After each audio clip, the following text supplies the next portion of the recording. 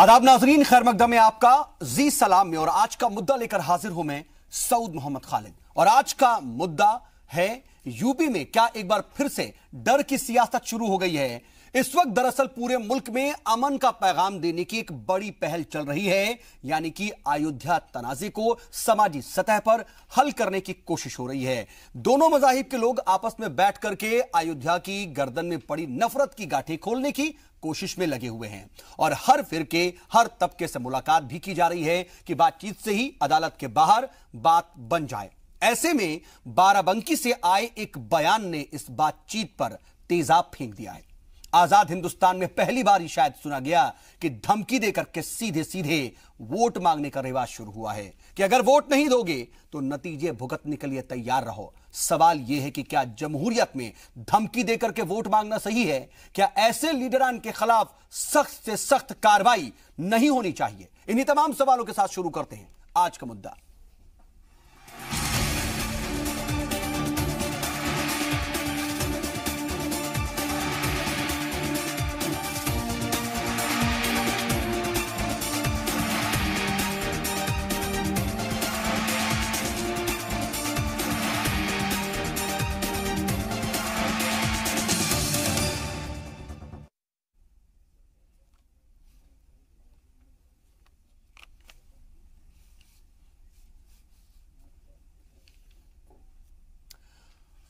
तो बात दरअसल आज उत्तर प्रदेश की हो रही है और उत्तर प्रदेश में दरअसल बल्दियाती इंतखाबात चल रहे हैं और इसी कड़ी में बाराबंकी में बीजेपी उम्मीदवार के शौहर ने मुस्लिम तबके को स्टेज से ही सीधे सीधे धमकी दी। कहा वोट नहीं दिया तो बुरे नताइज भुगतने पड़ेंगे। एक तरफ जहां समाजी सतह पर अयोध्या जैसे तनाज़े को भी हल करने की कोशिश हो रही है, तो वहीं इस तरह के बयानात क्या मजहबी और फिरका वाराना हम आहंगी में तेजाब फेंकने और जहर घोलने की कोशिश नहीं है? एक खुसूसी रिपोर्ट आपको इसी पर दिखाते हैं, उसके बाद हिस्से पर होगी बातचीत की शुरुआत। अयोध्या की गर्दन पर लिपटी मजहब की गांठों को खोलकर दुनिया को अमन का पैगाम देने की कोशिशें लगातार हो रही हैं। मोहब्बत की बातचीत से बात निकालने की पहल अपने शबाब पर है। दोनों मजहब के लोग आपस में बैठकर बाबरी पर बराबरी का फैसला करने की बात कर रहे हैं। सूबे के सीएम से लेकर तमाम बड़े रहनुमा और मुस्लिम कायदीन अदालत के बाहर राम जन्मभूमि का फैसला करने की कोशिश कर रहे हैं। तो दूसरी तरफ सियासत मोहब्बत की इस बातचीत पर तेजाब डालने का काम कर रही है। दरअसल बाराबंकी से बीजेपी की नगर पालिका परिषद की सदर का इलेक्शन लड़ रही शशि श्रीवास्तव के शौहर रंजीत बहादुर ने खुलेआम मुसलमानों को धमकी दे डाली। कहा अगर वोट नहीं दोगे तो बुरे नतीजे भुगतने के लिए तैयार रहो।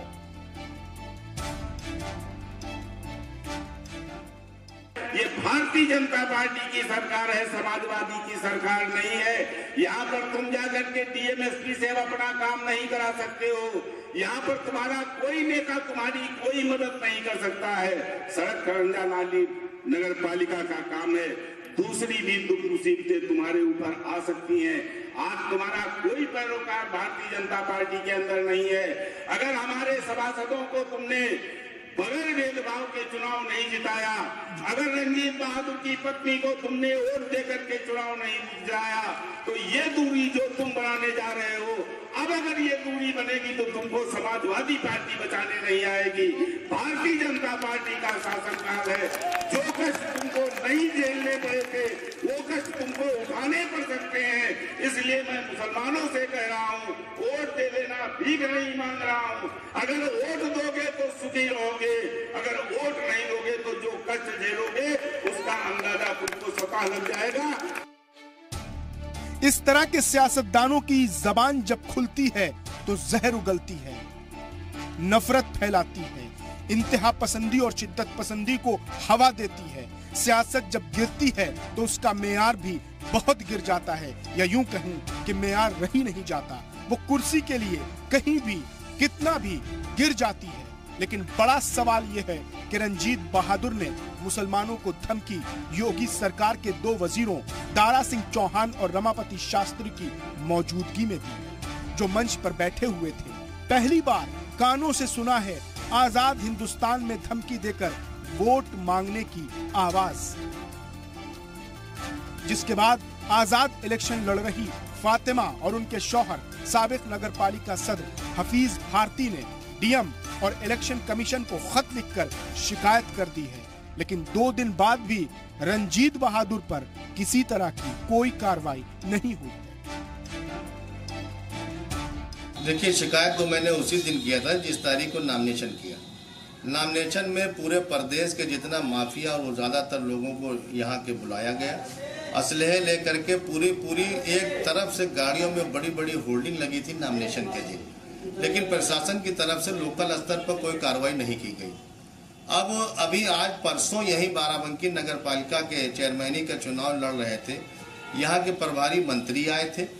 उस मीटिंग में वर्ग विशेष को बाकायदा मंच से मंत्री की मौजूदगी में जो गाली दी गई, मैं समझता हूं कि इससे ज्यादा बाराबंकी की जनता के लिए अपमान की बात नहीं हो सकती।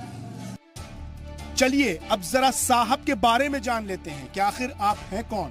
रंजीत बहादुर श्रीवास्तव बाराबंकी के साबिक चेयरमैन हैं। आप बीजेपी के लीडर हैं। इन पर 376 का केस भी चल रहा है और रंजीत का नाम बाराबंकी के थाने की चहारदीवारी में लटका हुआ है। लेकिन क्या मजाल कि रंजीत साहब को कोई पुलिस वाला हाथ भी लगा दे। इनके पावर के आगे कानून के हाथ भी छोटे पड़ जाते हैं। तो रंजीत साहब को अब हक है कि वो कुछ भी कहीं भी बोलें। लेकिन सवाल ये है कि क्या जमहूरियत में इस तरह से वोट मांगा जाता है? क्या आजाद हिंदुस्तान में धमकी देकर वोट मांगने का रवाज है? क्या इस तरह के बयान मुल्क के माहौल को नहीं खराब कर रहे हैं? क्या इस तरह के बयानों से मुल्क में फिरकावाराना हम आहंगी को खतरा नहीं है? क्या रंजीत पर पार्टी कोई कार्रवाई करेगी? ये तमाम वो सवाल हैं जिनके जवाब इंतजार कर रहे हैं। मुजम्मिल अय्यूब के साथ बाराबंकी से सरफराज वारसी, ज़ी मीडिया।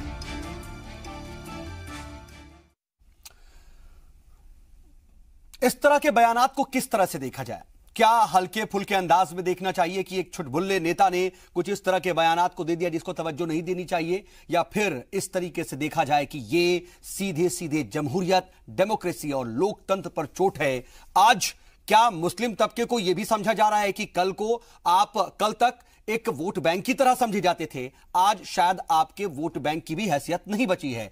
कई तरह के इसके मामले हैं, लेकिन समझने वाली जरूरत है कि क्या जो तमाम स्वतंत्रता सेनानी हैं, मुजाहिदे आजादी हैं, उन्होंने अपनी जानों की कुर्बानी इसी जमहूरियत के लिए दी थी? क्या पटेल ने, क्या गांधी जी ने, क्या तमाम दूसरे जो मजहबी माफ कीजिएगा, जो तमाम दूसरे स्वतंत्रता सेनानी हैं, क्या उन लोगों की तरफ से जो कुर्बानियां दी गई हैं वो कुर्बानियां आज जाया नहीं हो रही हैं इस तरह के बयानात अगर सामने आ रहे तो? क्योंकि इन सब में खास बात यह भी है कि जब एक नेता मंच से इस तरह का बयान देता है तो इन सब के पीछे देखने और गौर करने वाली बात यह है कि रियासत के 2 कैबिनेट मंत्री भी उस वक्त स्टेज पर मौजूद होते हैं। तो क्या उन मंत्रियों का यह साइलेंट अप्रूवल है या फिर सीधा सीधा अप्रूवल है? कई तरह के इसके पहलू हैं, इसको हम तफसील से समझने और बातचीत करने की कोशिश करेंगे। हमारे साथ बातचीत के लिए खास पैनल जुड़ गया है। अपने मेहमानों से आपका तारुफ करा देते हैं। हमारे साथ इस वक्त स्टूडियो में 4 खास मेहमान जुड़ चुके हैं। हमारे साथ इस वक्त अमीर हैदर जैदी साहब हैं जो कि सीपीआई के तर्जुमान हैं। इसके अलावा मौलाना सैयद अतर हुसैन देहलवी साहब हैं जो कि चेयरमैन हैं अंजुमन मिनहाज रसूल के, और जेके बेनीवाल साहब हैं जो कि हिंदू धर्म गुरु हैं, और सीनियर जर्नलिस्ट अमलेंदु उपाध्याय साहब भी हमारे साथ स्टूडियो में मौजूद हैं। आप सभी का बहुत बहुत इस्तकबाल है इस प्रोग्राम में। और अमलेंदु जी, मैं आपसे बातचीत की शुरुआत करना चाह रहा हूं। इसको मैं अभी जैसा जिक्र भी कर रहा था कि किस तरीके से हम देखें, क्या इसको एक तरीके से देखें कि एक लोकल लीडर, एक ऐसा लीडर जिसका कोई कद नहीं है, कोई वकार नहीं है, उसने एक बात कह दी, इसको बहुत ज्यादा तवज्जो ना दें, या फिर इस तरीके से देखें कि आने वाले वक्त में एक कहीं बड़ा तूफान या फिर जमहूरियत को चोट पहुंचाने की एक तरह से कोशिश है, और अगर इसी तरह की बातें होने लगी तो कल को जमहूरियत भी खत्म हो जाएगी? मैं समझता हूं कि आपने जहां बात खत्म की, मैं बात वहीं से शुरू करूं कि जमहूरियत खत्म हो जाएगी। ये असल में इसकी शुरुआत है जमहूरियत को खत्म करने की। और जिस तरीके से नेताजी बोले हैं और जिस शब्दावली का उन्होंने प्रयोग किया है, जिस तरीके से धमकी दी है, वो साफ तौर से वो मुसलमानों को धमकी नहीं है, वो इस देश की जो लोकतांत्रिक व्यवस्था है, इस देश का संविधान है, इस देश का कानून है, उसको सीधी सीधी धमकी है। और सबसे बड़ी बात यह है कि राज्य सरकार के 2 जिम्मेदार मंत्री जो थे वो मंच पर मौजूद थे और उनकी तरफ से अभी तक कोई प्रतिक्रिया हमें सुनने को नहीं मिली है। तो ये असल में जो इस पे लेना चाहिए एक्शन वो सरकार को अब तक ले लेना चाहिए था। मुझे जानकारी नहीं है कि अभी तक इस पे सरकार ने कोई एक्शन लिया है कि नहीं लिया है, और अगर सरकार ने एक्शन नहीं लिया है तो सरकार की भी इसका मतलब रजामंदी है। मैं एक और भी सवाल इसमें आपसे जानना चाहूंगा कि एक तरफ जहां मुल्क में भाईचारे को कायम करने की कोशिश हो रही है और अयोध्या जैसे इतने बड़े तनाजे को भी भाईचारे और समाजी सतह पर हल करने की कोशिश हो रही है, क्या ये इसमें जहर घोलने की कोशिश है? क्योंकि 2 अगर कैबिनेट मंत्री मौजूद हैं मंच पर और वो कुछ नहीं बोलते, तो क्या ये गवर्नमेंट का साइलेंट अप्रूवल या फिर जाहिरी तौर पर अप्रूवल भी है? नहीं, देखिए, अगर मंत्री की मौजूदगी में कहा गया है और मंत्री ने तुरंत प्रतिवाद नहीं किया और आज तक प्रतिवाद नहीं किया उसका, और उस नेता के खिलाफ कोई कार्रवाई नहीं हुई, तो जाहिर सी बात है कि स्टेट का इसको समर्थन है। बहुत सीधी सी बात यह है। दूसरी बात यह है कि जो आप बात कह रहे हैं कि अयोध्या मसले को बातचीत के जरिए सुलझाने की कोशिश की जा रही है और अमन के जरिए, तो मैं आपकी इस बात से इत्तेफाक नहीं रखता हूँ। जो कोशिश हो रही हैं वो एक धर्मगुरु की तरफ से हो रही हैं और उनको किसी ने मुकर्रर भी नहीं किया है उसको करने के लिए। और सीधी सी बात यह है कि जब अब ये तो फैसला होने नहीं जा रहा है कि जो बातचीत हो रही है, हम यहाँ पर श्री श्री रविशंकर की बात ही नहीं करते हैं। सभी फरीकैन मिलने की, बातचीत करने की और समाजी सतह पर हल निकालने की तैयार हैं। वो कहते हैं कि अगर मसले का हल बाहर निकल जाए, कोर्ट के बाहर भी हो जाए तो कोई दिक्कत नहीं और अच्छी बात है। सब इसको एक तरह से इसको कबूल तो करते हैं ना? नहीं, इसको तो जब से विवाद खड़ा किया गया तब से सब लोग कह रहे हैं, और खासतौर से जिस पक्ष से बात कही जा रही है कि साहब उससे हम बात करेंगे, वो तो शुरू से कह रहा है कि भाई ठीक है, बातचीत से भी हो सकता है वरना अदालत है। चलिए, तो इसलिए मतलब इसमें जो जिम्मेदारी बनती है वो ऐसे लोगों को, खासतौर से जो इस तरह की भाषा प्रयोग कर रहे हैं, वो पार्टी और सरकार जो उसको। हमारे साथ जो रंजीत बहादुर श्रीवास्तव जो कि इन्होंने बयान दिया था, वही फोन लाइन के जरिए जुड़ चुके हैं। रंजीत बहादुर जी, आपका बहुत इस्तकबाल है जी सलाम पर। जी धन्यवाद। अपने बयान पर आपका रिएक्शन क्या है? मैं जानना चाहता हूं कि क्या आप अपने बयान पर कायम हैं, खुश हैं? क्या आपको लगा कि सोचा समझा दिया हुआ बयान है और आपको ऐसा बयान देना चाहिए? गलत बात कही नहीं तो मैं अपने बयान पर कायम क्यों नहीं रहूंगा? ठीक है, मैंने कुछ गलत नहीं तो अपने बयान पर कायम क्यों नहीं रहूंगा? अगर वोट नहीं दोगे तो कष्ट झेलोगे, उसका अंदाजा तुमको स्वतः लग जाएगा। अगर वोट दोगे तो सुखी रहोगे, वो कष्ट तुमको उठाने पड़ सकते हैं। भारतीय जनता पार्टी का शासन काल है, जो कष्ट तुमको नहीं झेलने पड़े थे वो कष्ट तुमको उठाने पड़ सकते हैं। ये मैं आपके बयान की कुछ लाइंस पढ़ रहा हूं। अब आपको लगता है कि ये फिर भी ठीक है, ये ठीक है, ऐसे वोट मांगा जाता है? सर, ऐसे वोट मांगेंगे आप? बताऊं, वोट न देने पर पछताना पड़ता है, कष्ट उठाना पड़ता है, ये प्रत्येक व्यक्ति। किस तरह का कष्ट उठाना पड़ता है सर, बताइए, आप बताइए जरा। क्या बताएं? किस तरह का कष्ट उठाना पड़ता है? अगर आप किसी जुनून व्यक्ति को वोट नहीं दे रहे हैं तो आखिर में तो पछताना पड़ता है, कष्ट तो होता ही होता है। इसमें पछताने और कष्ट उठाने में फर्क है सर। पछताता आदमी खुद से है, लेकिन कष्ट कोई दूसरा देता है। कष्ट उठाने पर ही तो पछताइएगा। अच्छा, अगर कष्ट नहीं होगा तो पछतावा कैसे होगा? ये बताइए, यहाँ पर तुम जाकर के डीएम एसपी से अपना काम नहीं करवा सकते। क्या आपको लगता है कि ये इतनी निचले स्तर पर आप लोग चले जाएंगे, इस तरीके से वोट मांगेंगे? क्या आपको मुस्लिम तबके से वोट मांगने का कोई दूसरा तरीका, प्यार से बात करने का तरीका नजर नहीं आया? देखिए, हमारा ये प्यार ही है। हमारे विषय में सब लोग जानते हैं कि मैं प्यार से ही, ये हमारा प्यार ही का शब्द है। हमारे यहाँ का मुस्लिम समुदाय जानता है कि रंजीत बहादुर श्रीवास्तव इसी प्यार से बात करते हैं जैसे मैंने की है। अच्छा, बड़े प्यार की आपकी लैंग्वेज है सर। अगर ऐसे ही लोग प्यार से बात करने लगे तो शायद इस मुल्क में निजाम बदल जाएगा। लेकिन मुझे इतना सा बता दिए, चलिए आपके बयान की एक और बात कोट करता हूं मैं। अगर आप ये दूरी बनाए रखेंगे या अगर आपने ये दूरी बनाई तो तुमको समाजवादी पार्टी बचाने नहीं आएगी। ऐसा क्या करने वाले हैं कि कोई बचाने नहीं आएगा?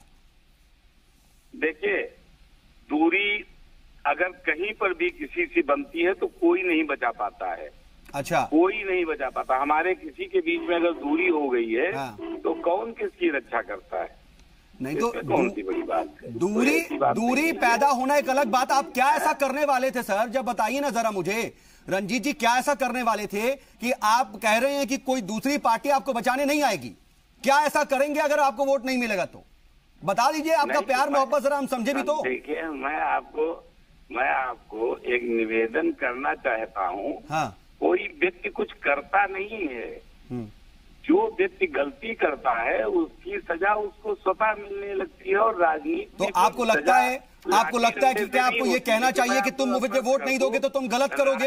ये भी कहने का क्या हक आपको लोकतंत्र देता है सर? बताइए मुझे। राजनीति में सजा कोई लाठी डंडे की सजा नहीं है। राजनीति में सजा ये है कि हम आपका काम सुनी करते हैं कि अनसुनी करते हैं। आज पूरी समाजवादी पार्टी हाशिए पर खड़ी आपको दिख रही है। अगर मैंने कहा तो क्या गलत कह दिया है? आप समाजवादी पार्टी को कह रहे हैं तो शायद सियासी बयानबाजी में कोई नहीं बात करता आपसे कि आपने क्यों कहा समाजवादी पार्टी को, उस पर निशाना क्यों साधा। आप एक तबके को डरा रहे हैं सर। और वहां पर आपके सामने 2 मंत्री बैठे हुए थे। मैं ये भी जानना चाहता हूं, क्या आपको उनका अप्रूवल था?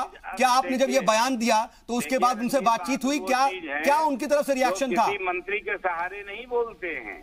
रंजीत बहादुर ने अपनी ये बात जो कही है किसी मंत्री के सहारे पर नहीं की है।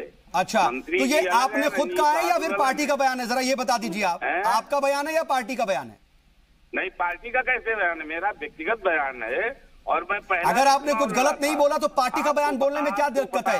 आप वोट मांगने गए थे, मंच से मांग रहे हैं वोट। आपने ऐसा क्या गलत कह दिया कि आप ये नहीं कह पा रहे कि पार्टी भी इस पे आपके साथ खड़ी होगी? नहीं, पार्टी ना खड़ी हो, पार्टी से क्या लेना? पार्टी तो मेरे साथ खड़ी है। मैं पार्टी का प्रत्याशी हूँ, क्यों नहीं खड़ी होगी? मैंने पहला भी चुनाव, मान्यवर मैं आपको बता दूं, मैं पहला भी जब चुनाव लड़ा था तो मैंने स्पष्ट कह दिया था मुसलमान मुझे वोट न दे, और मैंने मुसलमानों का वोट नहीं मांगा था। और अब क्यों मांगने गए आप? अब आपको धमकी, आप पिछली बार नहीं मिला तो इसलिए आपको धमकी देने की जरूरत आन पड़ी सर। मैं आपसे एक बात पूछना चाहता हूं रंजीत साहब। मांगते नहीं तो मिले क्या? रंजीत साहब, अगर मैं ये कहूं कि आपको अपनी सियासत चमकाने की कोशिश के तहत मजहबी हमआहंगी और भाईचारे में जहर घोल रहे हैं तो क्या यह गलत होगा? जहर तो ये वोट दे करके खुद ही घोल रहे हैं। पूरी हमारी भारतीय जनता पार्टी मुसलमानों के साथ कोई भेदभाव न करके किसी भी योजना में ऐसा नहीं जिसमें मुसलमानों को शरीक न किया गया हो। लेकिन आज ये वोट न देने का फैसला करके जहर तो खुद घोलने का काम कर रहे हैं। इनको चाहिए था, भारतीय जनता पार्टी को सबसे पहले बढ़ करके वोट दे देना चाहिए था। जहर तो घोलने का काम मुसलमान कर रहा है, मैं कहां कर रहा हूं? बहादुर साहब, आप खुद ये कहते हैं, आप लोग ये मानते हैं, आपकी पार्टी भी मानती है कि 2014 में जब असेंबली इलेक्शन हुए, जब आम चुनाव हुए थे, उस वक्त मुसलमानों का भी वोट बीजेपी को मिला था। यह बात बार बार कही जाती है, फिर भी आप कह रहे हैं आपके अंदर खुद नफरत पल रही है, इस वजह से आप ये कह रहे हैं। मुझे एक बात बताइए, एक तरफ आपका नाम बाराबंकी थाने में दर्ज नजर आता है, एक तरफ आप मंत्री हैं। मेरी बात सुनिए, बहादुर साहब, मेरी बात सुनिए। बहादुर साहब, थाने में आपका नाम चस्पा नजर आता है, दूसरी तरफ आप दूसरी तरफ डॉन के, अंडरवर्ल्ड डॉन के ऊपर किताब लिखते हैं और फिर वो जाकर के मुसलमानों को धमकाते हैं। क्या आपको लगता है कि सही से बातचीत करने का कोई तरीका नहीं है? आप ये बताइए, अपने चैनल पर आप किसी अपराधी के विषय में अपने चैनल पर खबर नहीं चलाते हैं। मैं लेखक हूँ, मैं अगर किसी पर किताब लिखता हूँ तो इसका मतलब मैं अपराधी हो गया। आप अपने चैनल पर अपराधी की खबर चलाएंगे, आप अपराधी हो गए, आपका चैनल अपराधी हो गया। ये कौन सी बात आप कर रहे हैं? अपराधी के बारे में आप मुद्दे को जो है वो बदलने की कोशिश मत कीजिए। चलिए ठीक है, आपने इतना कह दिया कि आप अपने बयान पर कायम हैं और आप जो बात कह रहे थे सोच समझ के कह रहे थे। फाइनल कमेंट आपसे ले रहा हूं मैं। चलिए ठीक है, हमारे साथ जुड़े आप इसके लिए बहुत शुक्रिया। और हमारे साथ इस वक्त डिबेट में बीजेपी लीडर महेश वर्मा जी भी जुड़ चुके हैं, जो कि दिल्ली मीडिया के हेड भी हैं। महेश वर्मा जी, आपका भी बहुत बहुत इस्तकबाल। आपने सुना ना कि आपके एक लीडर क्या कुछ कह रहे हैं सर। मुझे इतना बताइए कि क्या इस तरीके से लोकतंत्र में, डेमोक्रेसी में, जमहूरियत में वोट मांगा जाएगा आज के वक्त में? और क्या जब 2 मंत्री स्टेज पर मौजूद हैं, 2 वजीर मौजूद हैं, तो क्या ये एक साइलेंट अप्रूवल है, या जाहिरी अप्रूवल ही मैं कहूं तो शायद गलत नहीं होगा? गवर्नमेंट का भी, यूपी गवर्नमेंट भी क्या इस बात से इत्तेफाक रखती है? देखिए महेश वर्मा जी, देखिए उन्होंने तो स्पष्ट तौर पे ये कह दिया कि उनका ये व्यक्तिगत मामला, व्यक्तिगत रूप से उन्होंने कहा, लेकिन इससे भी बड़ी बड़ी बातें इस देश में कहने वाले लोग हैं, बयान बहादुर हैं। मैं उस पर सुनिए, पहले देखिए, वो तो अपने बचाव में कह रहे हैं कि इनका ये जाति बयान है। नहीं, जाति बयान अगर कोई आदमी कह रहा है तो उसको आप जबरदस्ती पार्टी का बयान नहीं कह सकते। वोट तो मांग रहा है सर, आपकी पार्टी के लिए तो वोट मांग रहा है। सर मेरी पार्टी के लिए, कैंडिडेट के लिए अगर कोई आदमी कुछ कह रहा है और वो ये कह रहा है मैं व्यक्तिगत रूप से, और उसकी जो भावना है, तो मतलब आपके जितने भी उम्मीदवार हैं, नहीं पूरी बात पहले सुनिए, आप इसी यूपी में जब मायावती सुनिए मायावती जब कहती हैं कि मुसलमानों अगर तुमने वोट नहीं दिया इस बार तो तुम बहुत पछताओगे, तुमने भी गलत करती हैं, मायावती भी गलत करती हैं। मायावती अगर इस तरह की बात करता है, जमहूरियत में क्या ये इजाजत है? नहीं, मेरे एक मित्र कह रहे हैं, अरविंद केजरीवाल, सुनिए अरविंद केजरीवाल मुख्यमंत्री होते हुए एमसीडी के चुनाव में कहते हैं कि अगर तुम लोगों ने इस बार अगर बीजेपी को वोट दिया तो बहुत पछताओगे। ठीक है, चलिए ठीक है, मैं समझ गया आपकी की भाषा, इस तरह की चीजों को, और वो व्यक्ति ये कह रहे हैं कि भाई आप वोट अगर सही कैंडिडेट को नहीं दोगे, जेन्युइन कैंडिडेट को नहीं दोगे तो आपको कष्ट होगा और आप कोट कर रहा था, उनके बयान की लैंग्वेज कोट कर रहा था। क्या आपको लगता है आपने जो कहा, फिर वो व्यक्ति ये कह रहे हैं कि वो व्यक्ति ये कह रहे हैं कि ये मेरा व्यक्तिगत ओपिनियन है, मेरा व्यक्तिगत, आपने मायावती की बात कर ली, आपने केजरीवाल की बात कर ली, ठीक है। उसके बाद आप सुनिए, आप सपा नेताओं का एक फहरिस्त निकाल लीजिए, उन लोगों ने कितना आग उगला है। लेकिन आजम खान ने तो भारत माता को डायन कह दिया। क्यों नहीं उनकी बात होगी? मैं लेकिन भारत माता को डायन कह दिया। आप एक व्यक्ति की उस चीज को आप समझने की कोशिश अगर नहीं कर रहे हैं तो उसकी गलती नहीं है। वो तो ये कह रहा है कि साहब हमने इस बात को कहा और इस बात को मतलब आप भी उसको अप्रूव कर रहे हैं? नहीं, हम क्यों अप्रूव, हम अप्रूव नहीं कर रहे हैं। हम ये कह रहे हैं कि वो व्यक्ति ये कह रहा है, उसको आप जबरदस्ती कह रहे हैं कि भाई पार्टी का बयान है क्या? पार्टी मतलब समझा रहे हैं ना, तो बताइए। नहीं, मैं समझा नहीं रहा हूं, मैं ये कह रहा हूं कि आप उन लोगों को आप कह रहे हैं कि भाई उसके ऊपर मुकदमा चलना चाहिए। मुख्यमंत्री अरविंद केजरीवाल पे कौन सा मुकदमा? सुप्रीम कोर्ट का इसमें क्लियर कट डायरेक्शन है कि कोई भी आप नॉमिनल बात, हेट स्पीचेस आप किसी भी तरह से किसी भी इलेक्शन में यूज नहीं करेंगे, उसके ऊपर वोट अपील नहीं करेंगे। क्लियर कट, अगर वो कोई कोड ऑफ कंडक्ट है, सुनिए कोड ऑफ कंडक्ट का कहीं वायलेशन है, एक सवाल, कोड ऑफ कंडक्ट का कहीं वायलेशन है तो उसके ऊपर इलेक्शन कमीशन ऑलरेडी वहां एक्शन भी लेगा। सवाल का जवाब सर, मेरे सवाल का जवाब दे दिया। मैं छोटी सी बात पूछ रहा हूं, आपने मायावती का जिक्र कर लिया, आपने केजरीवाल का जिक्र कर लिया, लेकिन पार्टी विद द डिफरेंस, चाल चरित्र और चेहरे की बात मायावती और केजरीवाल नहीं करते हैं। कैसे आप उनसे अलग हैं? साहब हम कहां कह रहे हैं? हम तो कभी हम डराते हैं यार, डराने धमकाने का काम हमारा। हम तो कहते हैं मुसलमानों के विकास के लिए आएंगे आगे, मुसलमानों का विकास के एजेंडा को हम आगे लेके चल रहे हैं। हमारा मकसद ये नहीं है कि हमें कहीं मुस्लिमों को टेरराइज करना है। मैं मुस्लिम कम्युनिटी से हमें उतना ही लेना देना है जितना हिंदू कम्युनिटी से लेना देना है। हमारा सबका विकास और सबका साथ प्रधानमंत्री का ये नारा जो है, अच्छी बात, सब लोग हैं जो हमारे इस देश में रहते हैं, हमारे इस देश से मोहब्बत। जल्दी से एक रिएक्शन और चाह रहा हूं, जो मैंने सवाल पूछा था उसमें छूट गया आपका जवाब, इसलिए मैं दोबारा उसको बोल रहा हूं कि 2 वजीर 2 मंत्री स्टेज पर मौजूद हैं। आप अभी वो शख्स कह रहा है कि ये मेरा निजी बयान है, पार्टी से लेना देना नहीं, लेकिन क्या एक नैतिकता का तगाजा नहीं था कि 2 वजीर में से कोई तो एक कम से कम उठ करके उसको कंडेम्ड करता, मना करता कि ये गलत बात है, ये गलत तरीका है, इस तरीके से वोट नहीं मांगा जाता?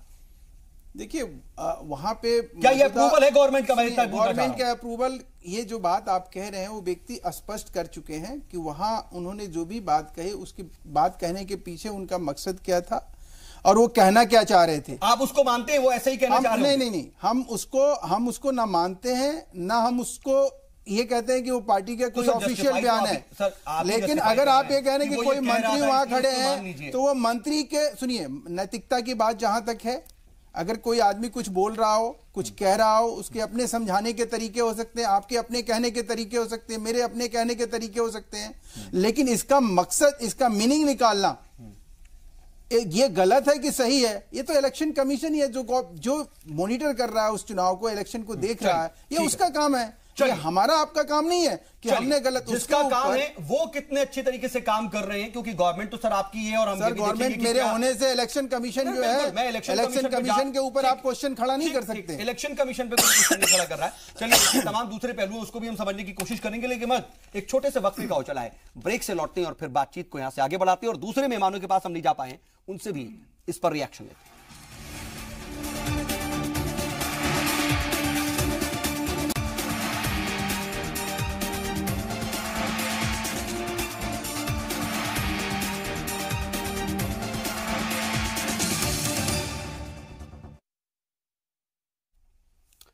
चलो ब्रेक से हम वापस लौटाए, बात कर रहे हैं हेट स्पीच की। तो क्या कुछ लोकल लीडर, छुटभुल्ले नेता कुछ इस तरह की बातें कह देते हैं और हमआहंगी में एक तरीके से जहर डाल करके खुद को हीरो बनने की कोशिश करते हैं, और अगर ऐसा है तो क्या वाकई ऐसा होना चाहिए? और जिस तरह की बात नेताजी की तरफ से आई है, क्या उसे किसी भी तरह से सही ठहराया जा सकता है? इस पर हम बातचीत कर रहे हैं। हमारे साथ बातचीत के लिए खास पैनल मौजूद है। अमीर हैदर जैदी साहब, मैं आपके पास आ रहा हूं। आपने सुना कि रंजीत बहादुर ने क्या कुछ कहा और महेश वर्मा जी ने क्या कुछ कहा, उस पर मैं आपका सिर्फ रद्द-ए-अमल चाहता हूं, रिएक्शन। खालिद भाई, अंतरराष्ट्रीय धरातल से, अंतरराष्ट्रीय दबाव से ये लोग मजबूर हैं, वरना तो अफगानिस्तान के तालिबान का जो वो हो रहा है वो हिंदुस्तान में शुरू हो गया है। 2 मंत्री वहां मौजूद है, और मंत्री का मतलब ये होता है पूरी कैबिनेट वहां मौजूद है। अगर 2 मंत्रियों की मौजूदगी में एक लोकल क्षेत्र का गुंडा जो बलात्कार के केस में पहले से ही बुके इस तरह के बयान देता है, तो ये मौन उसकी सहमति होती है। और मौन सहमति का मतलब यह कि अब तक ना तो उसकी वाइफ का टिकट कैंसिल हुआ है, ना वो जेल के अंदर गया है। क्या ये सबका साथ सबका विकास है? क्या किसी को धमकाना, या केजरीवाल ने कुछ कहा था तो उसके बयान से इसके बयान को कंपेयर करना बच जाना है? क्या मायावती ने अंदर अगर चुनाव के बाद ये कह दिया कि साहब मुसलमानों ने मुझे वोट नहीं दिया, तो उस बयान से इसे तुलना करना उचित है? बिल्कुल कतई उचित नहीं नजर आता। गजब जयदीप सर, अगर गलत है, अगर ये गलत है तो फिर मायावती का वो बयान क्या चश्मा है, क्या राजनीतिक चश्मा है देखने का, क्या राजनीतिक चश्मा है जो सूट करे, जो राजनीतिक कम्युनिस्ट पार्टी को जो सूट करता हो उसको तो आप ठीक कर रहे हैं। रंजीत बहादुर श्रीवास्तव का बयान इतना बड़ा, मायावती ने कभी नहीं कहा बड़ा तूफान खड़ा करते हुए दिखाई दे रहा है। अरे साहब, ये तो आज कुछ नहीं है। आप उससे कभी एक नहीं, आपने मुख्यमंत्री केजरीवाल से कभी पूछा? अरे आप पहले सुनिए, आप बोल रहे थे, मैं नहीं बोल रहा था। नहीं साहब, आप गलत बोल रहे हैं। अगर गलत देश के आतंकवाद हो गया नहीं करेगा। गली के गुंडों को आपने गली के गुंडे आप लोग देश के अंदर गुंडागर्दी करने ने वो हर काम किया कम्युनिस्ट पार्टी ने इस देश में, जो लड़ाने के लिए एक वर्ग विशेष को, एक वर्ग विशेष को आपने क्या करना चाहते हैं? आपने एक वर्ग विशेष को हमेशा करता हूं, एक तुष्टिकरण की राजनीति करी है यहाँ पे देश में।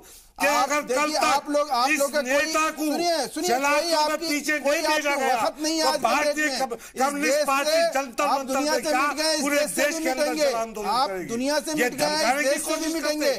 आप लोग की कोई वक्त नहीं है। आप लोग मुंह देख के बात करने वाले लोग हैं। आप लोग इस गुंडे को भी देखिए, गुंडा मजा आता है आप लोग को। मैं गुंडे का समर्थक, गुंडा साहब आप गुंडे की समर्थन करने की बात कर रहे हैं। कम्युनिस्ट पार्टी में जितने गुंडे रहे हैं, आपको बताने की जरूरत है। ममता बनर्जी को बना दिया। मुद्दे पर बात कर रहे हैं, उस मुद्दे पर। ठीक है, महेश शर्मा जी, अमीर ये कहते हैं इस बात ठीक है, मायावती ने जो किया, केजरीवाल ने किया, वो भी गलत है, और जो इस थोड़ा बात करने वाले लोग हैं वो भी गलत है। अगर उस इतना चिल्लाने से अगर बात सही हो जाए तो सभी चिल्ला सकते, कोई जरूरत नहीं सर। ऑलरेडी इसमें ठीक है, मैं समझ रहा हूँ सर। एक गली का गुंडा जो बलात्कार है, केस के अंदर हिस्ट्री शीटर है, ठीक है, उस आदमी का समर्थन, ठीक है जैदी साहब, ठीक है तो क्या कहेंगे? ठीक है जैदी साहब, समर्थक आतंकवादी है, चलिए उनके का समर्थन थोड़ा खामोश, अगर ये कल तक थोड़ी खामोश, तो देश के लिए अपमान होगा। चलिए ठीक है, मैं आता हूँ, मैं जी आता हूँ। जैसा आदमी को आप प्रमोट करते हैं, अदर हुसैन दहलवी साहब, क्या बात कर रहे हैं? ये जो इस तरह की एक सियासत है, हमने देखा कि बहुत से पुराने वक्त में भी, इससे पहले भी बहुत से ऐसे नेता, ठीक है चलिए आप अफगानिस्तान का तालिबान देश में लाना चाहते हैं। आप यही किसी भी मजहब को मार देना, संविधान को नहीं मार देना, आप ये करना पूरी कम्युनिटी को आप धमकाने की कोशिश कर रहे हैं। आपको इसका हिंदुस्तान आपके बाप की जागीर है, बोल रहे हैं देश के 1857 से लेके 1947 तक अंग्रेजों के तलवे चाटने वाले आज मुसलमानों को धमकी देंगे, कम्युनिस्टों को धमकी देंगे। आपकी सुनेगा कौन? पॉलिटिशियन का आपको बड़े और ये देश के हर सम्मानित नागरिक से अगर ये नेता कल तक जेल के अंदर नहीं जाता है तो ये हिंदुस्तान के प्रजातंत्र की हत्या हो रही है। केरल में क्या कमिश्नर के बाद महेश वर्मा जी सर, ऐसे मुझे थोड़ा ऑडियो डाउन करना पड़ जाएगा सर। महेश जी अब वो चुप हो गए। महेश जी आप भी, महेश जी कंट्रोल, महेश जी दूसरों की भी बात कर लेते हैं, दूसरे लोग भी हैं यहाँ पर, डिबेट हो रही है, दूसरे लोग में भी हमारे साथ जुड़े हुए हैं, उनसे भी जरा हम रिएक्शन ले लेते हैं। दिलवी साहब जरा ये बताइए कि इस तरह की बयानबाजी का मतलब क्या होता है? आपने सुना कि इस तरह के नेता अभी भी अपने बयान पर कायम है, भले अपना निजी बयान बता करके ही सही, लेकिन क्या इस तरह की बयानबाजी जमहूरियत में किसी भी तरह से जायज ठहराई जा सकती है? और एक तरफ जहां हम बात करते हैं हमेशा फिरका वाराना हमआहंगी की, भाईचारे की, यकजहती की, और यहां सियासत इसमें जहर घोलने की कोशिश करती है। क्या इस तरह के नेताओं के अंदर यह चलन हो गया है कि इस तरह की बात करेंगे तो उनको मीडिया हेडलाइंस मिल जाएंगी और वो सीधे हीरो बन जाएंगे किसी एक तबके के? दो चीजों को समझने की जरूरत। पहले चीज तो ये कि 2014 से पहले भी और अब भी दुनिया के अंदर हिंदुस्तानी जमहूरियत को सबसे मोहतरम माना जाता था। यानी अफ्रीका ये कहता है कि हमने जमहूरियत हिंदुस्तान से सीखी, पाकिस्तान में हमारी जमहूरियत की बात कही जाती है। दो वाकयात हैं जो तमाम सियासी पार्टियों के लिए। उत्तर प्रदेश असेंबली का इलेक्शन चल रहा था, फूलपुर जो पंडित नेहरू की अपनी सीट भी थी, वहां पर एक असेंबली सीट भी थी। नेहरू जी वहां गए तकरीर, ये मैं नहीं कह रहा, इनकी सब इसको कई बीजेपी नेता भी जानते हैं। नेहरू जी वहां गए, तकरीर करने वाले थे, वहां कुछ लोगों ने उनसे कहा, किसान आया और कहा जिस व्यक्ति को आपने टिकट दिया है ये मेरी जमीन पर कब्जा करके बैठा हुआ है। नेहरू जी उतरे और उतर के कहा मैं जा रहा हूं, और जाते जाते कहे कि मैं आपको बताते जा रहा हूं कि इस व्यक्ति की टिकट काटने के लिए मैं पार्टी से कहूंगा। दूसरी मिसाल है अटल बिहारी वाजपेयी जी की। तमाम तर दबाव के बावजूद विश्व मीडिया के सामने उन्होंने जब एक गलत चीज को देखा तो उन्होंने कहा कि कोई भी व्यक्ति उसको राजधर्म निभाना चाहिए। ये मैं तलकीन कर, ये भारतीय परंपरा है हमारे जमहूरियत की। इस शख्स ने जो भी कुछ कहा, मैं ऐसे लोगों पे ज्यादा तवज्जो देना नहीं चाहता। मेरा कहना यह है कि ये जिम्मेदारी क्या मायावती हो या अमित शाह हो या राहुल गांधी हो या हमारे अमीर भाई की पार्टी हो, कम्युनिस्ट पार्टी हो, अगर हमारे यहाँ देखिए, मैं यहाँ पे एक आज़ाद हिंदुस्तानी, जैसे बेनीवाल साहब भी वही बात किया, मैं एक आज़ाद हिंदुस्तानी की बात की तरह कह रहा हूँ। भाई अगर साक्षी महाराज समाजवादी पार्टी में होते हैं तो उन पे जितने भी गुनाह और इल्जामात हैं बीजेपी चीख चीख के कहती है। जब वही साक्षी महाराज बीजेपी में आ जाते हैं और महात्मा गांधी को अय्याज जैसा शब्द कहते हैं, जब बीजेपी खामोश हो जाती है।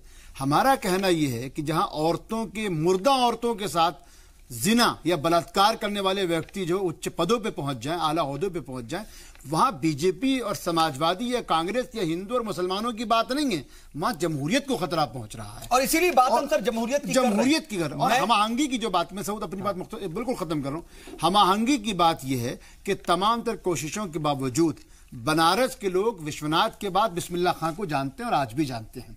तमाम तर इख्तिलाफात के बावजूद यानी अयोध्या के लोग आज भी वही पादोसन खरीदते हैं जो अब्दुल करीम या अब्दुल गफूर वहां बना रहे हैं।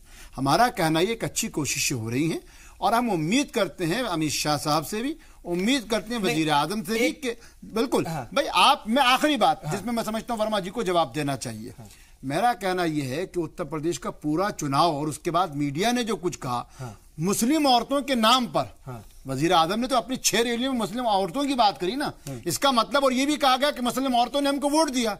जब मुसलमानों ने आपको वोट दे दिया, आपको कबूल कर लिया, फिर इस तरीके के वो लोग जो वर्मा जी के जिनके नाम बाकायदा थाने की लिखे हुए हैं और जो 376 में बुक हैं, अगर ऐसे लोगों को आप देंगे तो इसका मतलब है बाराबंकी और आपको एक मैसेज तो देना पड़ेगा। या तो आप तवज्जो मत कीजिए, तवज्जो देने की जरूरत नहीं, लेकिन कम से कम एक मैसेज ये तो दीजिए कि आप इसको तस्लीम नहीं करते हैं। एक आखिरी बात सऊद, मैं आखिरी बात, सियासी बात नहीं कर रहा। हाँ। अगर किसी एक आदमी की सीडी को लेके पूरा गुजरात चुनाव लड़ सकते हैं, हाँ। तो एक 376 जिस आदमी पे वो है, उसकी बीवी को टिकट आप कैसे दे सकते हैं? मैं महेश जी से इस पर जवाब लूंगा, लेकिन बेनीवाल साहब आपका रिएक्शन कि जो बात अतर हुसैन देहलवी साहब कह रहे, क्या वही बात आपको भी लगती कि ऐसा होना चाहिए? जमहूरियत की बात हो रही है, डेमोक्रेसी की बात हो रही है। दरअसल देखिए, देहलवी साहब ने बात जो कही है वो कमोबेश वही हम लोगों का भी राय है, लेकिन आपको एक बात समझनी होगी। ये देश जब बटा था, मुझे बताइए, वही फ्रेंटर गांधी जो हमारे महात्मा गांधी के साथ में मिलकर इस देश को आजाद कराते हैं, अब्दुल कलाम, मैं नाम लूंगा तो फरिश्ता बड़ी लंबी चौड़ी चली जाएगी। हम राजनीति की नहीं बात कर रहे, लेकिन इस देश में जब बंटवारा हुआ तो हिंदू मुस्लिम के हिसाब से बंटवारा हुआ, लेकिन फिर भी हमारे फ्रंटर गांधी एक तरफ थे, हमारे महात्मा गांधी एक तरफ थे। दोनों ने इस देश को बचाने के लिए उन्होंने कहा जितने भी हमारे मुसलमान भाई जो यहां रहना चाहें वहां रहें। तो वो देश बटा था उस समय, और आज जिसको देखिए मैं राजनीतिक बात नहीं कर रहा हूं, जो भी इन साहिबान ने जो बात कही, हम बिल्कुल देखिए, हम हिंदू मुसलमान के तौर पे नहीं चाहते। आज हमारा राम और मस्जिद का मसला सुलझने जा रहा है।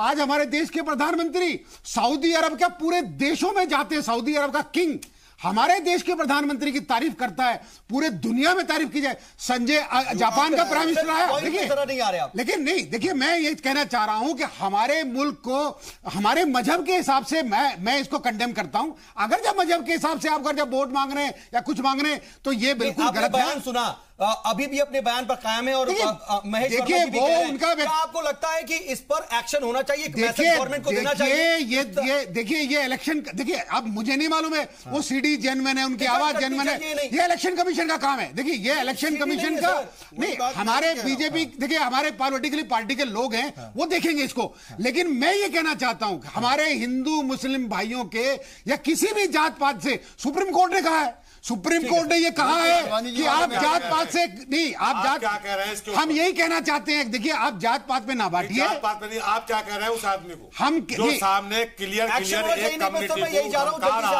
हम ये आदमी को आप क्या कह रहे हैं? हम ये कह रहे हैं, देखिए तंत्र के अंदर में आपको वोट नहीं देता, मेरा अधिकार है, मैं किसी को आप धमका के मेरा अधिकार है ना, नहीं नोटा है बेनीवाल साहब, नोटा है, मेरा अधिकार है, मैं किसी को भी वोट धमकाएंगे, आप धमकाने वाले को कहेंगे आप सही कह रहे हैं, नहीं कह रहे, आप दुरुस्त है, लेकिन देखिए कमिश्नर को संज्ञान नहीं लेना चाहिए, आप देश के गृह मंत्री को आप कह रहे वही बात मैं कह रहा हूँ। वहाँ का एसपीडीएम क्या कर रहा था, आप मुझे बताइए, वहाँ का एसपीडीएम क्या कर रहा था, उसे आज तक अगर जब वहाँ जाएंगे तो हम लोग जामा मस्जिद में जाएंगे, जामा मस्जिद के इमाम ने सरेआम का फला पार्टी को दो, मायावती ने कहा फला पार्टी, देखो ये कहेंगे तो लंबी लिस्ट आएगी। बोला उन्होंने बोला मुसलमान को अगर आपने वोट नहीं दिया, हम नहीं पॉलिटिकली बात करेंगे, लेकिन भाईचारा बनाने के लिए हिंदू मुस्लिम का कोई स्टेटमेंट नहीं देनी चाहिए। हम ये चाहते हैं, बिल्कुल नहीं, ऐसा नहीं है, ऐसा नहीं है।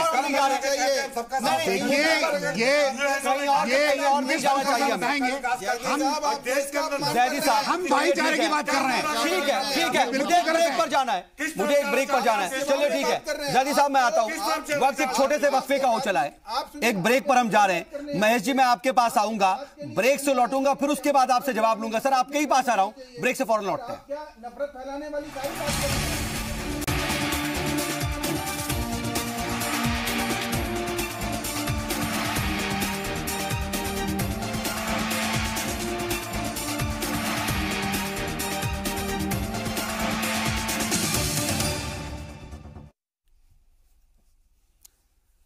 तो ब्रेक से हम एक बार फिर से वापस लौट आए हैं, और उत्तर प्रदेश में बलदियाती इंतखाबात चल रहे हैं, लेकिन बीजेपी के एक लीडर की जानिब से जहर घोलने वाला बयान सामने आया, और इसमें सीधे सीधे स्टेज से मुस्लिम तबके को वोट ना देने पर भुगत लेने की बात कही गई। इसी पर हम बातचीत कर रहे हैं कि एक तरफ भाईचारे की बात होती है तो दूसरी तरफ मजहबी हमहंगी में जहर घोलने की कोशिश क्यों होती है। बातचीत के लिए हमारे साथ खास पैनल मौजूद है। महेश वर्मा जी, मैं आपसे ही जवाब चाहता हूं, चाहे अमीर हैदर जैदी साहब हो या फिर अतर देहलवी साहब हो या बेनीवाल साहब, सभी कह रहे हैं कि एक मैसेज तो जाना चाहिए, इसको किसी भी तरह से जस्टिफाई नहीं किया जा सकता, क्योंकि बात यहां हिंदू मुस्लिम बीजेपी कांग्रेस की नहीं है, बल्कि बात डेमोक्रेसी की है, जमहूरियत की है।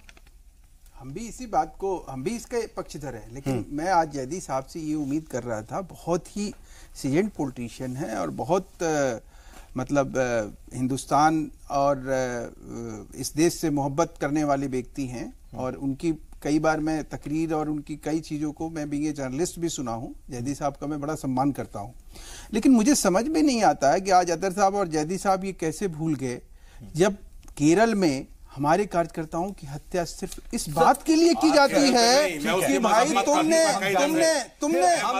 माफ कीजिएगा, कम से कम कम्युनिस्ट पार्टी को छोड़कर अगर आप आज नहीं करते, पार्टी से डिमांड नहीं करते, तो तुम्हारे भारतीय कम्युनिस्ट पार्टी का ऑफिशियल बयान माना काट दिए गए, आपका भी बयान माना जाए, योगी आदित्यनाथ का भी बयान माना जाए, दो मंत्रियों का भी बयान माना जाए, मंत्री के बयान माना जाए। ठीक है, जैदी सर मैं आ रहा हूँ, जैदी सर मैं आ रहा हूँ, जिले के डीएम को जैदी सर मैं आता हूँ। जैदी सर देखिए, फिर उसी बात में वहीं पर वापस से हम चले गए।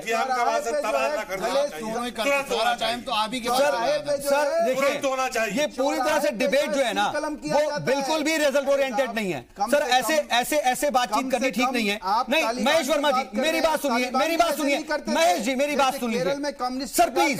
महेश जी, क्या आपको लग रहा है जो मैंने पूछा सर उसका जवाब आप दे रहे हैं? ईमानदारी से उसका जवाब चाह रहा हूं। उसी का जवाब दे रहा हूं कि अगर आप में थोड़ी सी भी, कहीं इन लोगों में थोड़ी सी भी इस चीज की अगर ये है कि इतनी सी बात को लेके, जिस बात में कोई ऐसी चीज समझ में नहीं आ रही है, और उसको अगर किसी आदमी ने गलत, अगर आप गलत है तो आप कहें ना इलेक्शन कमिशन में आप फाइल करिए। वो कह रहा है कि बीजेपी में तुम्हारा कह दिया गया, इलेक्शन कमीशन के लिए आवाज गुहार लगा दी गई। महेश वर्मा जी, महेश वर्मा जी, चुनाव में वोट ऐसे, चलिए ठीक है, मैं आप दोनों को रोक रहा हूँ सर, ऐसे बात नहीं हो पाएगी सर, ऐसे बात नहीं हो पाएगी, मैं आप दोनों को रोक रहा हूँ सर। ऑडियो नहीं जाएगा सर, मैं ऑडियो कम करा रहा हूँ। एसपी संज्ञान ले, चलिए ठीक है जैदी सर मैं भी आ रहा हूँ। इस गली के गुंडे को गुंडा बना देना चाहिए। चलिए ठीक है जैदी सर बातचीत और लोगों से भी हो जाए सर, बातचीत और लोगों से भी हो जाए। दलवी सर आप क्या कह रहे हैं? इसमें ऐसा ये दो पॉलिटिकल पार्टी का अपना मैटर, हमारा कहना ये सुन लीजिए वर्मा जी, सुन लीजिए। केरल में जो होता है नहीं हो रहा है ना जैदी सर, 1-on-1 नहीं हो रहा है ना सर। आप केरल की बात कर रहे हैं, आप दोनों यहाँ पे केरल का जिक्र ही नहीं हो रहा, अभी हम केरल की बात ही नहीं कर रहे। गुंडे के ऊपर क्या जो ठीक है सर, क्या आपको लग रहा है कि वक्त जाया हो रहा है? जाया हो रहा है पूरा वक्त। मैं मुद्दे ठीक है, मैं आप दोनों का ऑडियो डाउन करा रहा हूँ सर, ऑडियो डाउन करा रहा हूँ सर। नहीं यार, पीसीआर सुन लीजिए सर, आप लोगों का ऑडियो डाउन है सर, प्लीज सर, बातचीत कम से कम हो, सब लोगों की बात आए, ये जरूरी है जी। देखिए सऊद, एक तरफ हम यहाँ बातचीत कर रहे हैं, एक तो हिंदुस्तान के भाईचारे की, दूसरी तरफ अपनी जमहूरियत की हिफाजत के लिए। पॉलिटिकल पार्टी के लिए बहुत सारे वक्त होता है, इनको लगातार चीखें, हमें कोई एतराज नहीं। मैं 3 बातें कहूंगा इख्तिसार के साथ, उसके बाद आप हमारे दूसरे में पहली चीज तो ये है कि इस चीज को समझने की जरूरत है कि किसी आदमी ने ये बयान दिया है, क्योंकि अगर वो आजाद होता तो कोई बात नहीं थी, क्योंकि एक सियासी जमात से जुड़ा हुआ है, इसलिए जिम्मेदारी इलेक्शन कमीशन और कोर्ट से पहले सर मैं ये भी बता दूं, महेश जी कह रहे हैं 2 दिन पहले उसकी शिकायत हो चुकी है। हफीज भारती जो साबिक चेयरमैन है, शिकायत इलेक्शन कमीशन में कर चुके हैं, वो डीएम से मिल चुके हैं, लेकिन कोई ये काम है पार्टी की। दूसरी चीज ये है जो हमको, देखिए, क्या कश्मीरी पंडितों पे होने वाले मजालिम हो या नॉर्थ ईस्ट हो, बंगाल हो, केरला हो, एक चीज को चूंकि हमारे शर्मा जी बहुत सिलेक्टिव बात करते हैं, इनको मालूम होना चाहिए कि केरल के बाद पंजाब एक ऐसा अकेला स्टेट है जहां पिछले 5 साल में सबसे ज्यादा बीजेपी या आरएसएस वर्कर्स मारे गए हैं। पर इनकी मजबूरी इसलिए नहीं बोल सकते क्योंकि वहां पर इनका अलायंस है ना, अकालियों के साथ। हमारा कहना है मजालिम किसी तबके पर भी हो, सबसे बड़ी चीज ये कि क्या इस मामले में पार्टी को सोचना चाहिए कि सुंदरलाल पटवा पे जो मुकदमा था सुप्रीम कोर्ट में जो बाद में आया, वो यही तो था कि आपने खाली एक कम्युनिटी का नाम लेके वोट मांग लिया था। यहां तो एक पूरी कम्युनिटी को डराने की बात हो रही है, इसलिए अब आपको सुप्रीम कोर्ट की रोशनी में इस पार्टी को मिसाल कायम करनी चाहिए। मैं महेश जी आपसे टू द पॉइंट जवाब चाह रहा हूं बार बार, लेकिन वहां से आपका टू द पॉइंट जवाब नहीं आ रहा। लेकिन अमलेंदु जी मैं आपके पास आ रहा हूं। सर देखिए, जो बात है, बात कर्नाटक की होने लग रही है, बात कहीं और की होने लग रही है। इस मुद्दे पर पार्टी विद द डिफरेंस या फिर चाल चरित चेहरे की बात करने वाली बीजेपी कोई एक्शन लेती क्यों नहीं दिख रही है? 2 दिन पहले इलेक्शन कमीशन में भी शिकायत हो चुकी है, डीएम से मिलकर के शिकायत हो चुकी है। हालांकि आप लोगों को यह पता होगा कि ये वही डीएम है जो सीएम के पैर छूते हैं, लेकिन क्यों नहीं आखिर इस पर कार्रवाई हुई 2 दिन बाद? क्या आपको लगता नहीं कि इसके पीछे कोई वजह होगी? नहीं, जाहिर सी बात है इसके पीछे वजह है। क्या वजह? क्योंकि सरकार का दबाव है, सरकार के नजदीकी है और सत्तारूढ़ दल के प्रत्याशी तो इतनी आसानी से कार्रवाई नहीं होगी। और वैसे भी हमने देखा है चुनाव आयोग जो है वो जब तक चुनाव है तब तक के लिए सर्वे सर्वा, उसके बाद सारी चीजें सरकार के पास आ जाती हैं, तो एक्शन उसी मशीनरी को लेना है, तो इसलिए एक्शन कैसे होगा? दूसरी चीज जो आपने कहा कि भाई ऐसा क्यों बढ़ावा हो रहा है चाल चरित्र चेहरे की बात, तो देखिए रंजीत बहादुर जी ने आपके चैनल पे भी कहा कि वो अपनी बात पे कायम है और बहुत अच्छी बात है कि वो अपनी बात से मुकरे नहीं, पलटे नहीं, उस पर कायम रहे। उनको कायम रहना भी चाहिए, क्योंकि अगर वो कायम रहेंगे तो उनका रास्ता सीधा सीधा उत्तर प्रदेश की मुख्यमंत्री की कुर्सी तक पहुंचता है। वो उनके लिए बन चुका है एक रास्ता।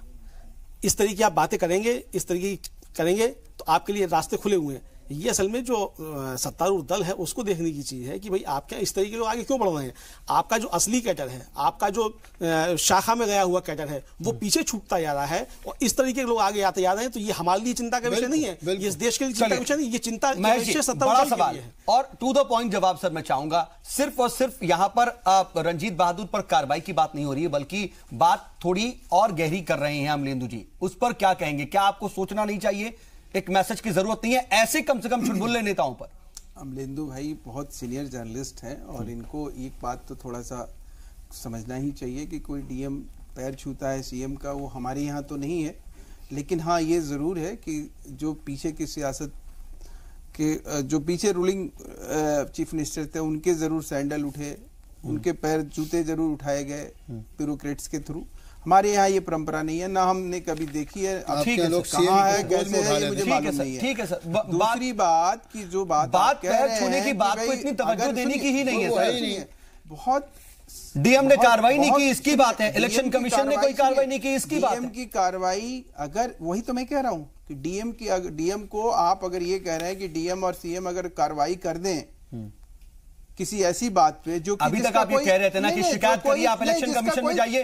मैं वही बता रहा हूं सर कि इलेक्शन कमीशन में जाया जा चुका है, उसके खिलाफ शिकायत हो चुकी है और किसी और ने नहीं बल्कि साबिक चेयरमैन ने किया। आप उनकी इस बात को नहीं कह रहे हैं, जैदी साहब अतर साहब इस बात को नहीं कह रहे हैं। वो कह रहे हैं कि वो तो 376 के मुकदमे में उनका नाम है इसलिए जेल में उठा के डाल दो। नहीं नहीं नहीं, गलत कह रहा है, उस पर नहीं कह रहे, गलत कह रहे हैं, आज गलत कह रहे हैं, गलत कह रहे हैं, नहीं आप बात बरकरार है, गुंडे को कोई कार्रवाई नहीं, कार्रवाई इस बात को कि चूंकि वो सुन लीजिए महेश जी, नहीं सब आप गलत इल्जाम लगा रहे हैं।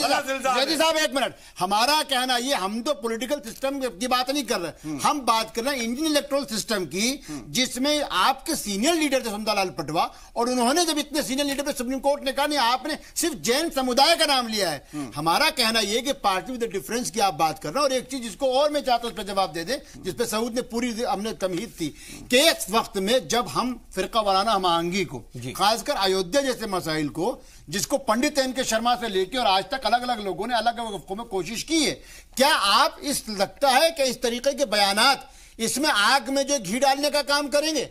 क्या आपकी पार्टी इससे अपने आप को अलहदा करेगी? क्या वो है आखिरी बात, क्या ऐसा आदमी, क्या वो हिंदू हो क्या मुसलमान, किसी भी पॉलिटिकल पार्टी में हो, जो आदमी इलेक्टोरल सिस्टम और पार्टी को बर्बाद कर रहा है, क्या आप उसको हटाएंगे? सवाल बहुत अहम है, लेकिन जवाब शायद महेश वर्मा जी इससे पहले देने की बार बार कोशिश की और हम समझ रहे हैं कि वो क्या जवाब दे रहे हैं। महेश जी अगर आपका स्टैंड वही है तो आप हाँ बताइए, नहीं तो अगर कोई जवाब है तो बताएं। नहीं, ये जो कह रहे हैं कि भाई जो ये प्रयास चल रहा है मस्जिद का या कोई ऐसी चीज सर, वक्त नहीं, इससे धक्का लगेगा, हाँ। ये तो अजीब सी बात होगी, अजीब सी बात है। चलिए ठीक है, वक्त इतना ही है। आप सभी मेहमान हमारे साथ जुड़े और बातचीत में शामिल हुए, इसके लिए आपका बहुत बहुत शुक्रिया। सोचना होगा हम सबको भी कि क्या हम इस चीजों को बढ़ावा दे रहे हैं। इस तरह के नेता अगर अपनी बात पर अभी भी कायम हैं तो कहीं उनसे बैक सपोर्ट है क्या? उन्हें उनकी पार्टी अगर बेदखल कर दे, एक मैसेज दे, तो शायद उनको भी एक मैसेज मिलेगा कि इस तरह की बात किसी भी सियासी पार्टी में बर्दाश्त नहीं, क्योंकि यह बात सिर्फ हिंदू मुस्लिम की नहीं, बीजेपी कांग्रेस की नहीं, बल्कि मुल्क की जमहूरियत और डेमोक्रेसी की है। आज का मुद्दा में बस इतना ही।